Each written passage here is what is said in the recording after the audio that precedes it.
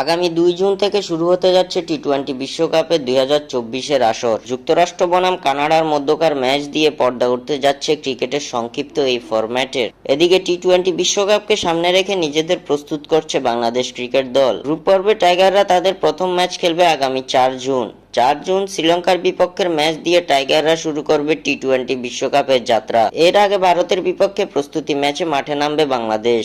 আগামী 1 June new ইয়র্কে ভারতের বিপক্ষে প্রস্তুতি ম্যাচে মুখোমুখি হবে বাংলাদেশ। তবে এবার টি-20 বিশ্বকাপ মিশন শুরু করার আগেই সাকিব আল হাসানকে নিয়ে বড় দুঃসংবাদ পেল বাংলাদেশ। মূলত সাকিব আল হাসানের জন্য বয়ে এসেছে দুঃসংবাদটি। টি-20 বিশ্বকাপের আগে সাকিবকে নিয়ে অস্বস্তির খবর টাইগার ভক্ত শিবিরে। 2024 টি-20 বিশ্বকাপের ঠিক আগ মুহূর্তে র্যাঙ্কিং হালনাগাদ করেছে ক্রিকেটের সর্বোচ্চ নিয়ন্ত্রণ সংস্থা আইসিসি। আইসিসির হালনাগাদ করা নতুন র্যাঙ্কিংয়ে পিছিয়েছেন সাকিব আল হাসান। দীর্ঘদিন ধরে বিশ্বসেরা অলরাউন্ডারের তালিকায় শীর্ষস্থানটা ধরে রেখেছিলেন সাকিব আল হাসান। সম্প্রতি সময়ে ওয়ানডে ও টেস্টে এই স্থানটা হারালেও টি-20 ফরম্যাটে আসনটা ধরে রেখেছিলেন সাকিব। তবে এবার সেটাও হারিয়ে ফেলেছেন সাকিব। আইসিসির নতুন হালনাগাদকৃত র্যাঙ্কিংয়ে অলরাউন্ডারদের তালিকায় এক ধাপ পিছিয়ে গেছেন সাকিব আল হাসান। বিশ্বকাপ শুরুর আগে সাকিবকে টপকে অলরাউন্ডারের শীর্ষস্থানটা দখলে নিয়েছেন শ্রীলঙ্কার ওয়ানিন্দু হাসানাঙ্গা। 228 রেটিং পয়েন্ট নিয়ে সবার উপরে অবস্থান করছেন লঙ্কান এই অলরাউন্ডার।